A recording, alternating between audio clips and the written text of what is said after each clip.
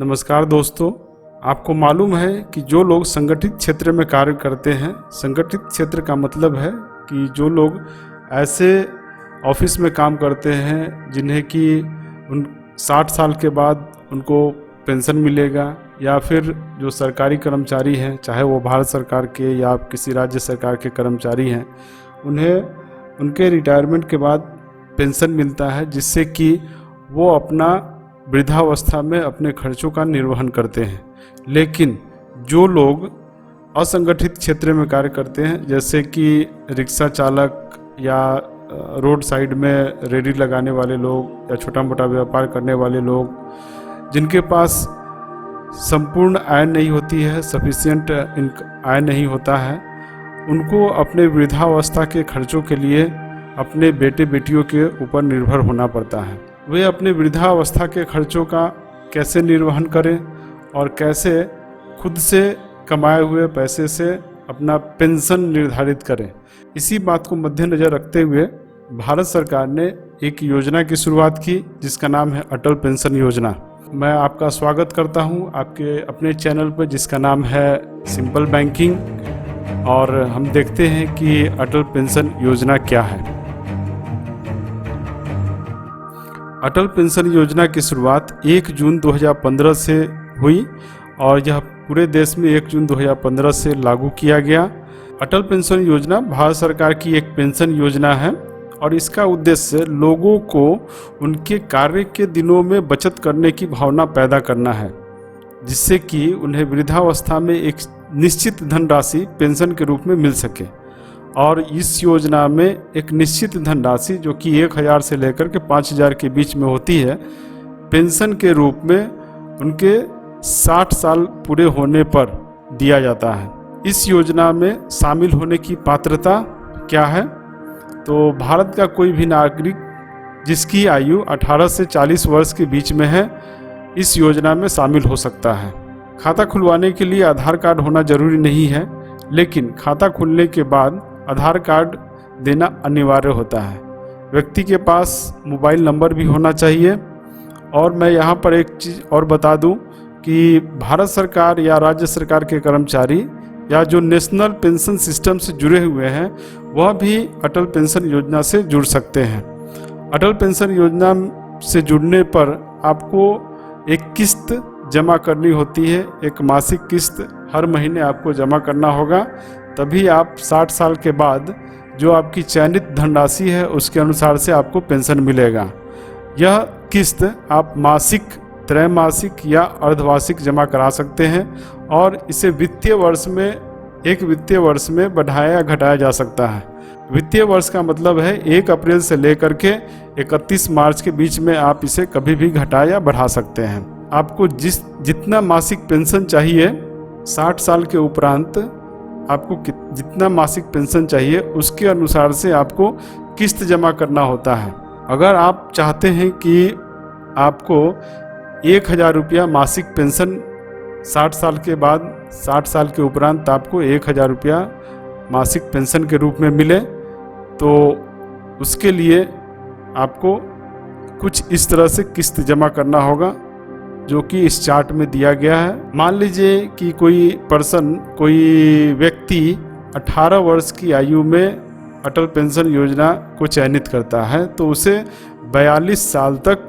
किस्त देना होगा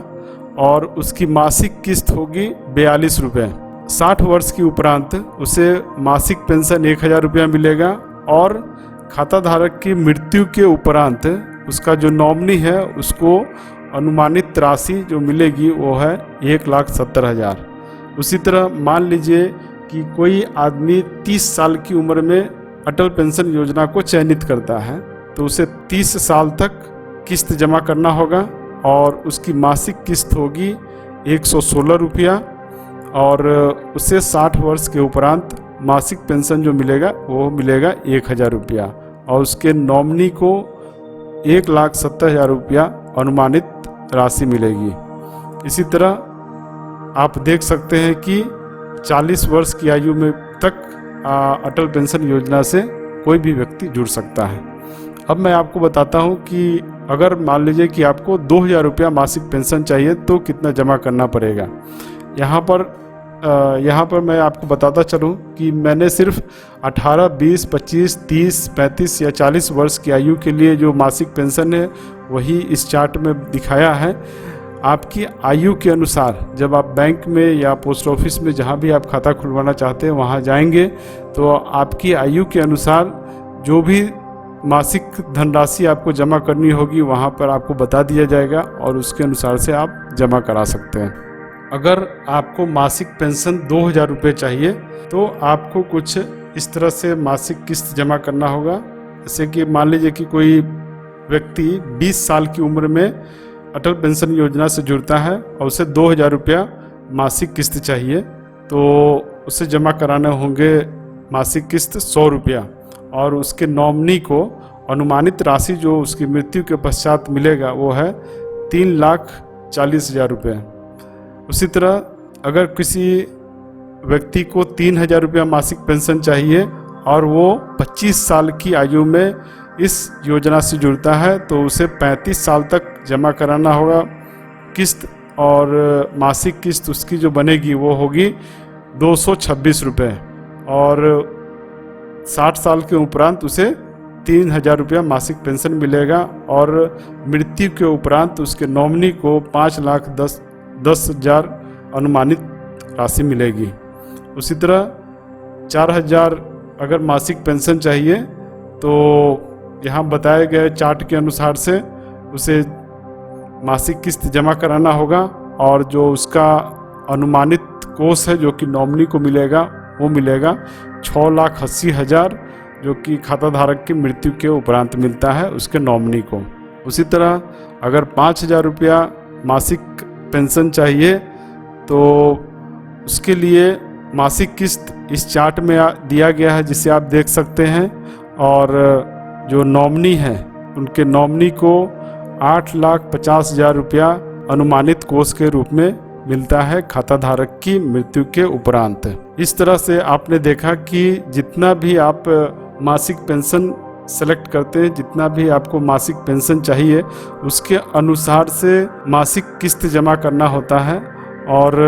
उसी के अनुसार 60 साल के उपरांत मासिक पेंशन भी मिलेगा जो कि 1,000 से लेकर के 5,000 के बीच में होता है। अब हम बात करते हैं कि मान लीजिए कि धनराशि जमा नहीं होती है, आपके पेंशन खाते में धनराशि आप नहीं जमा कराते हैं, दंड का क्या प्रावधान है। अगर आपकी मासिक किस्त 100 रुपये तक है तो उसमें 1 रुपया दंड के रूप में लिया जाएगा। जैसे कि मान लीजिए कि इस महीने में आपने अपने खाते में आपका जो मासिक किस्त है मान लीजिए 100 रुपये उसको नहीं जमा कराया तो अगले महीने में आपसे 201 रुपये मतलब कि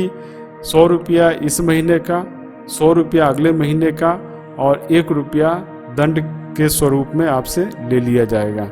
उसी तरह अगर आपका मासिक किस्त 101 रुपया से 500 रुपये तक के बीच में है तो 2 रुपया दंड के स्वरूप में लगेगा और 501 रुपया से लेकर के 1,000 तक अगर मासिक किस्त है तो उसके लिए 5 रुपया दंड स्वरूप में लगता है। अगर 1,000 से अधिक मासिक किस्त है तो 10 रुपया दंड स्वरूप लगता है। अगर आप मान लीजिए कि खाते में कोई भी लेन देन नहीं करते हैं तो 6 महीने के बाद खाते को फ्रीज कर दिया जाता है और 12 महीने के बाद खाते को निष्क्रिय कर दिया जाता है जिसे कि 24 महीने के बाद बंद कर दिया जाता है। अगर इन दिनों में अगर आपने खाते में कोई भी पैसा जमा नहीं कराया तो 24 महीने के बाद आपके अटल पेंशन योजना खाते को बंद कर दिया जाएगा। खाता से बाहर होने के लिए क्या ज़रूरी है तो आप 60 वर्ष की आयु के पहले भी स्वयं ही चाहे तो अटल पेंशन योजना से बाहर हो सकते हैं या अगर खाता धारक की मृत्यु 60 वर्ष से पूर्व हो जाती है तो इस स्थिति में खाता धारक की पत्नी या पति चाहे तो खाते को बचे हुए समय तक धनराशि जमा करा करके चला सकता है और खाता धारक की आयु 60 वर्ष पूरे होने पर पेंशन के रूप में धनराशि प्राप्त कर सकता है। यह तो हुआ एक ऑप्शन और दूसरा ऑप्शन यह भी है कि चाहे तो पूरी राशि एक मुश्त वो निकाल सकता है। और खाता धारक अगर मान लीजिए कि 60 साल का हो जाता है, 60 वर्ष का हो जाता है, तो खाता धारक का जो चयनित धनराशि है वो पेंशन के रूप में मिलना शुरू हो जाता है। तो आशा है कि आपको समझ में आ गया होगा कि अटल पेंशन योजना क्या है, और इसे आप बैंक में, किसी भी बैंक में या फिर पोस्ट ऑफिस में जा कर के खुलवा सकते हैं। मुझे आशा है कि अटल पेंशन योजना की जो जानकारी मैंने आपको इस वीडियो में दिया वो आपको बहुत पसंद आया होगा। तो इसे लाइक करें, सब्सक्राइब करें और अपने दोस्तों के साथ शेयर करना ना भूलें। मिलता हूँ मैं फिर अगले वीडियो में इसी तरह की खूबसूरत जानकारी के साथ। तब तक के लिए धन्यवाद। Thank you.